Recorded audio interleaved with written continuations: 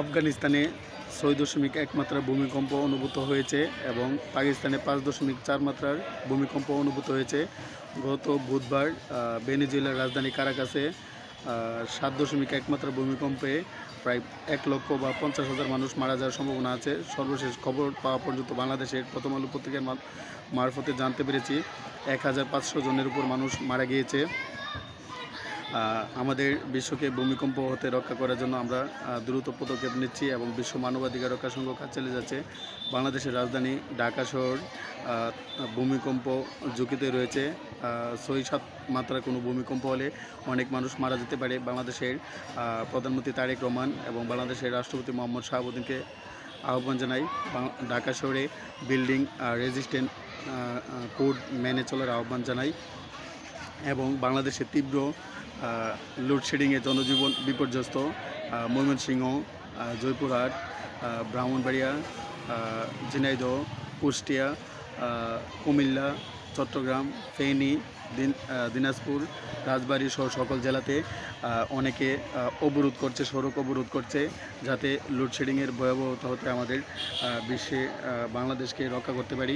বাংলাদেশে গতকাল ৩,৩০০ মেগাওয়াট বিদ্যুৎ ঘাটতি ছিল, যার দরুন সবাই লোডশেডিংয়ে অনেক কষ্ট করেছে এবং আমাদের বাংলাদেশ এবং ব্রিটেন, রাশিয়া, কানাডা, ফ্রান্স সহ সারা বিশ্বের সকল মানুষকে মাদক মুক্ত কীভাবে রাখা যায় এবং মাদকাসক্তির হাত থেকে কীভাবে রক্ষা করা যায় সেই জন্য কাজ চালিয়ে যাচ্ছি। আমাদের একটি লক্ষ্য সারা বিশ্বের সকল জীব, প্রাণী ও মানুষের মুক্তির জন্য কাজ চালিয়ে যাওয়া।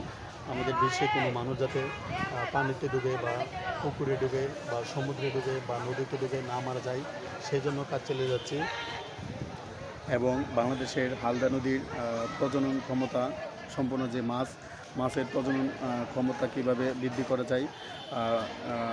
এশিয়ার মধ্যে ইন্ডিয়া, নেপাল, ভুটান, পাকিস্তান, আফগানিস্তান, ভুটান, শ্রীলঙ্কা, নেপাল সহ এই রাষ্ট্রগুলোতে একমাত্র প্রাকৃতিক মৎস্য প্রজনন ক্ষমতা সম্পন্ন নদী হলো আমাদের বাংলাদেশের হালদা।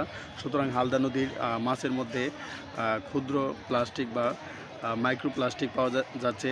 সুতরাং হালদা নদীর দূষণ কীভাবে রোধ করা যায় এবং বাংলাদেশের বুড়িগঙ্গার দূষণ রোধ করার জন্য এবং বাংলাদেশের তিতাস নদীর দূষণ রোধ করার জন্য বিশ্ব মানবাধিকার রক্ষা সংঘ এবং রায়হান আহমদ একাডেমি কাজ চালিয়ে যাচ্ছে। যশোরের এক সড়ক দুর্ঘটনায় এক স্কুল শিক্ষক নিহত হয়েছে।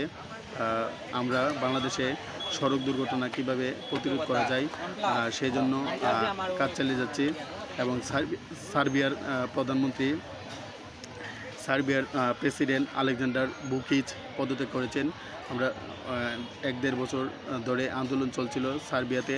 সুতরাং আমরা সার্বিয়াতে কীভাবে শান্তি প্রতিষ্ঠা করা যায় সেজন্য কাজ চালিয়ে যাচ্ছি এবং মলদোভার প্রেসিডেন্ট নির্বাচিত হয়েছেন একজন মহিলা, নাম নারী মায়া সান্দু। আমেরিকার হার্ভার্ড বিশ্ববিদ্যালয়তে হতে পড়াশোনা করেছিলেন, পাবলিক অ্যাডমিনিস্ট্রেশনে স্নাতক, মাস্টার্স, পিএইচডি। আমাদের একটি লক্ষ্য সারা বিশ্বের সকল শিশুকে শিক্ষার আওতায় নিয়ে আসা এবং বিশ্বের সকল শিশুকে শিশু শ্রম বা চাইল্ড লেবার হতে মুক্ত করে তাদেরকে কীভাবে শিক্ষার আওতায় নিয়ে আসা যায় সেজন্য কাজ চলে যাচ্ছে এবং আমাদের বিশ্বে কীভাবে সত্য, ন্যায়, শান্তি, একতা, সংহতি প্রতিষ্ঠা করা যায় সেই জন্য কাজ চলে যাচ্ছি। আমাদের বিশ্বে কোনো বর্ণবাদী আচরণ বা বর্ণবাদ বা রেসিজম যাতে না হয় সেজন্য কাজ চলে যাচ্ছি। আল্লাহ রাসূল হযরত মুহাম্মদ সাল্লাল্লাহু আলাইহি ওয়াসাল্লাম, বিশ্বের সর্বকালের সর্বশ্রেষ্ঠ মহামানব হযরত মুহাম্মদ সাল্লাল্লাহু আলাইহি ওয়াসাল্লাম ইসলামের প্রথম মুয়াজ্জিম নিযুক্ত করেছিলেন।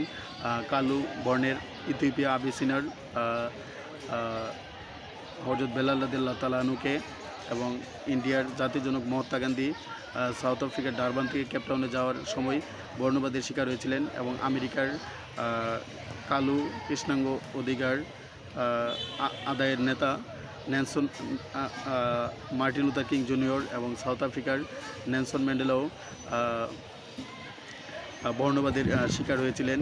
সুতরাং আমাদের বিশ্বে বর্ণবাদের বিরোধী আন্দোলন বা রেসিজম এগুলো নিয়ে কাজ চালিয়ে যাচ্ছে এবং আমাদের বিশ্বে শরণার্থী সমস্যা বা ওয়ার্ল্ড রিফিউজি ক্রাইসিস কীভাবে মোকাবেলা করা যায় সেজন্য কাজ চালিয়ে যাচ্ছি। মায়ানমারের প্রায়